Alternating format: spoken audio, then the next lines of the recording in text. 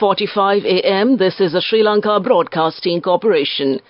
The news edited by Danushka Madhavala, read by Soundithavam. The President says new political culture established in the country alongside a new legal framework. It is stressed that the government has paid special attention to retired Sri Lankan Armed Forces personnel involved in the Russian-Ukraine war. The Minister of Labour and Foreign Employment said that Sri Lanka will not stop sending youth for employment in Israel under political pressure. The circular on the education administration reforms will be issued soon.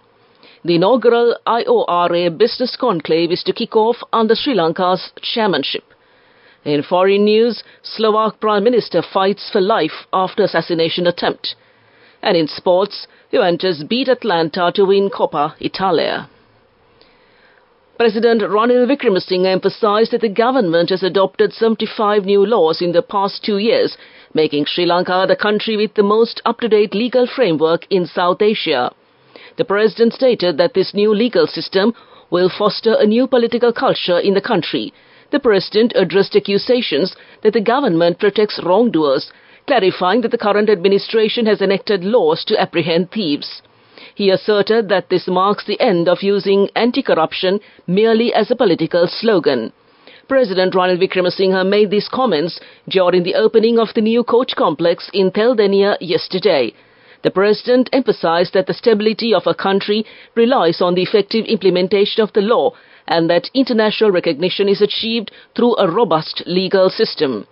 The original magistrates' court in Teldenia was submerged under the Victoria Reservoir, part of the Rapid Mahaveli development project.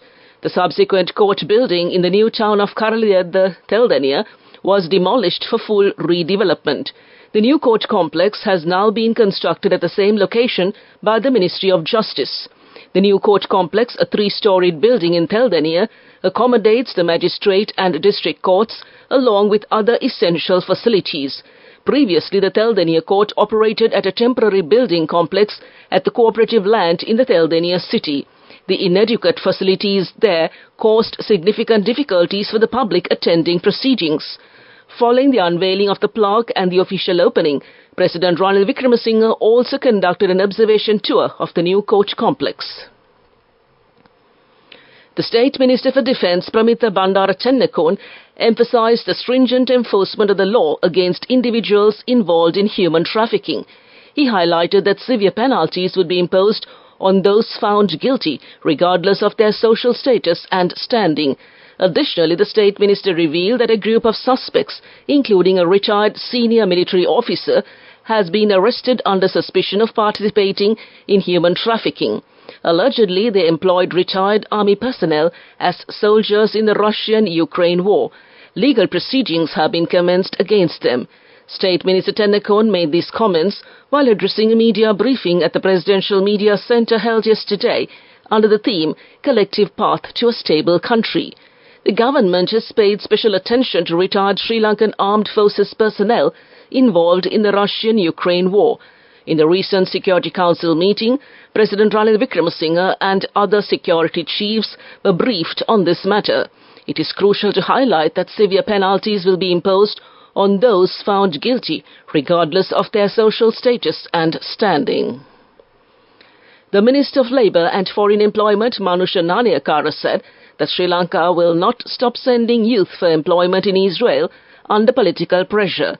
He added that Sri Lanka is not in a position to influence the politics of other countries as it is a non-aligned country. Addressing a forum at the Sri Lanka Bureau of Foreign Employment, the minister stated that it is futile to protest in Parliament over the matter with the expectation of ending the ongoing conflict in the Middle East. These comments were made following the adjournment debate in Parliament on Tuesday regarding the Israel-Palestine conflict, where the government was accused of supporting terrorism in the region. Naniakara, defending the government's ties with Israel, charged that the opposition was canvassing for votes by attempting to derail the government's program through which Sri Lankans sought employment in the Middle East. In March, the governments of Sri Lanka and Israel reached an agreement to enhance job opportunities for Sri Lankans in several areas, including hospitality, construction and infrastructure. Plans are underway to send some 40,000 Sri Lankan job seekers to Israel. Minister Nanayakara said, thereby improving the livelihoods of the youth. This news broadcast comes to you from the Sri Lanka Broadcasting Corporation. The Education Minister Dr. Susil Premajanta said that arrangements are in place to establish 1,220 school clusters across the country and 350 school boards are to be formed to oversee the operation under the initial phase of educational administration reforms. Dr. Premajant emphasized that the necessary cabinet memorandum outlining these reforms will be imminently presented, with the accompanying circular set to be issued in the near future. The minister made these comments recently during a press briefing held at the Presidential Media Centre under the theme of a collective path to a stable country. The Minister of Education further said that when he assumed the role of Education Minister 2 years ago, we were confronted with a dire situation. Fuel shortages are preventing children from attending school, and examiners lacked fuel for essential travel. Additionally, a 14-hour power cut disrupted educational engagement, while schools had to be closed in time to time. Furthermore, due to the closure of schools during the COVID-19 epidemic, educational activities were severely disrupted. Exams could not be held and the results were not released on time. Following that, the education sector was severely affected with the worsening of the economic crisis. A group of registry officials at the Sri Lanka Supreme Court have undergone training at the Supreme Court of India. According to the Indian High Commission in Sri Lanka, a delegation consisting of 15 officials of the Sri Lankan Supreme Court completed a 4-day training program from the 9th to the 13th of May. During the program, the delegates were introduced to the technological and digital transformation of the Supreme Court of India, including the e-court project, library and court processes such as filming, listing, scrutiny, scanning and record keeping. The senior registrars from the registry explained to the delegates the nuances of the same and demonstrated the systems which enhanced transparency, efficiency and accessibility. That concludes local news. The main news story is brought to you by Sinhala Veda. The Examinations Commissioner General Amit Jayasundara said that it has been decided to award 1 mark each for questions number 9 and 39 of the GCE Ordinary Level Examination this year, Science Paper 1, following complaints received. He was addressing the media at the Examinations Department yesterday. The analysing panel has decided to offer 2 marks for 2 questions of the multiple choice question paper of Science Paper 1 of the GCE Ordinary Level Examination, which concluded yesterday.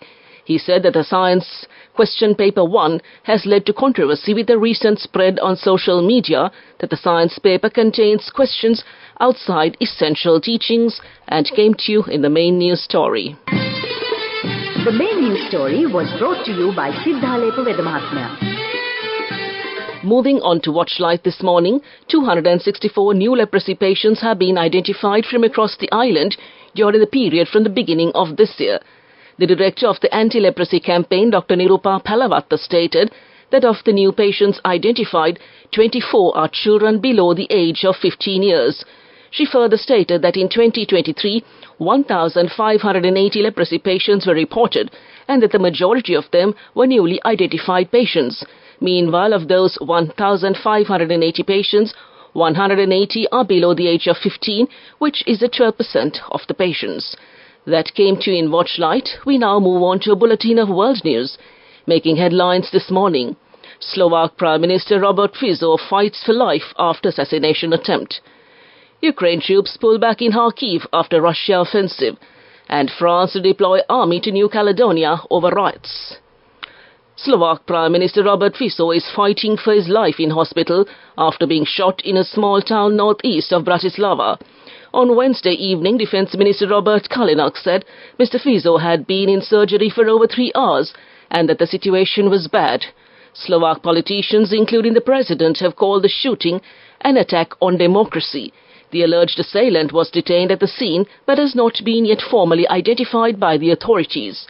Early on Wednesday evening, Defence Minister Robert Kalinak said Mr. Fico had been in surgery for over 3 hours. The attack happened in Hanloa, about 112 miles from the capital Bratislava.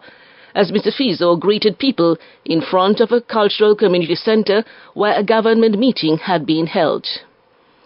Ukraine has pulled back its troops from several villages in the border region of Kharkiv, following the continued pressure from Russian forces.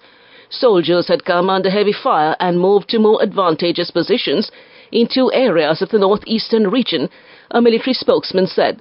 Throughout the course of the 2-year war, Ukraine has typically used this type of language to signify a retreat.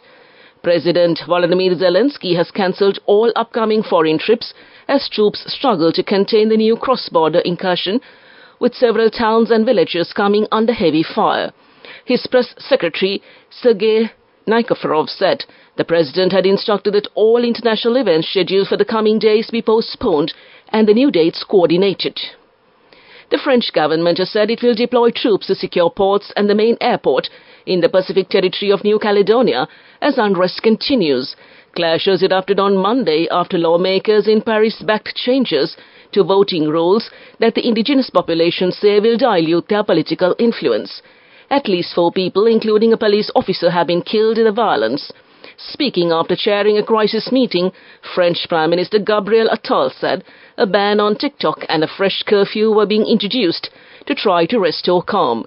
President Emmanuel Macron had earlier declared a state of emergency, warning that the violence would be met with a strict response. The unrest started after lawmakers in Paris proposed granting French residents who had lived in the territory for 10 years voting rights in the province. The changes were approved by the French Parliament on Wednesday morning. Back to the headlines of the world news. Slovak Prime Minister Robert Fico fights for life after assassination attempt. Ukraine troops pull back in Kharkiv after Russia offensive. And France to deploy army to New Caledonia over riots. That concludes this bulletin of world news. Development news.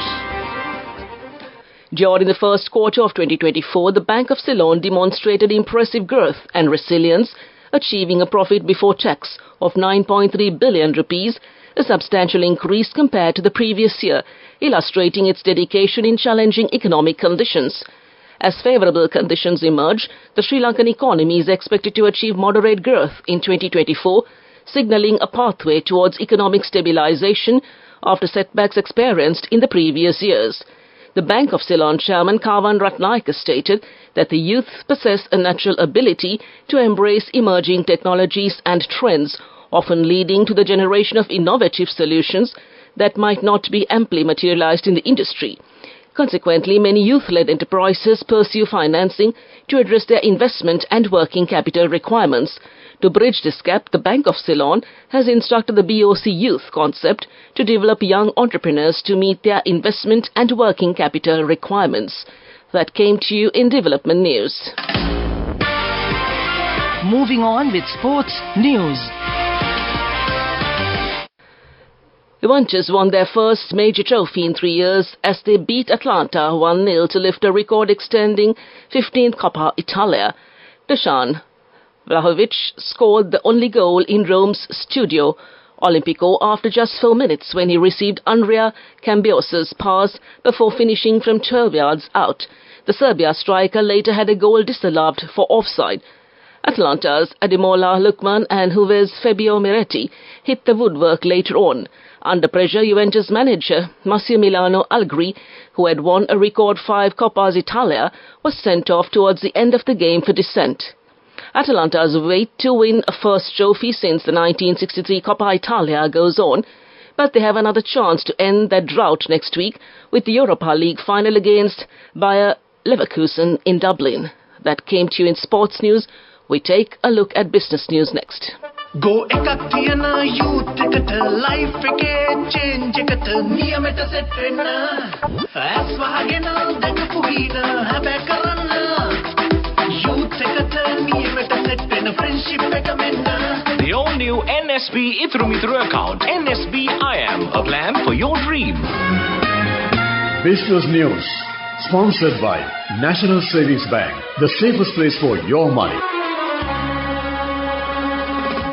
AI systems able to interpret information in images via a phone camera, in videos and sounds and in spoken language have been shown off by Google. It comes a day after rival OpenAI's launch of its latest AI system, GPT-40, which included an eye-catching presentation in which it read human expressions via a phone camera and chatted and flirted fluently.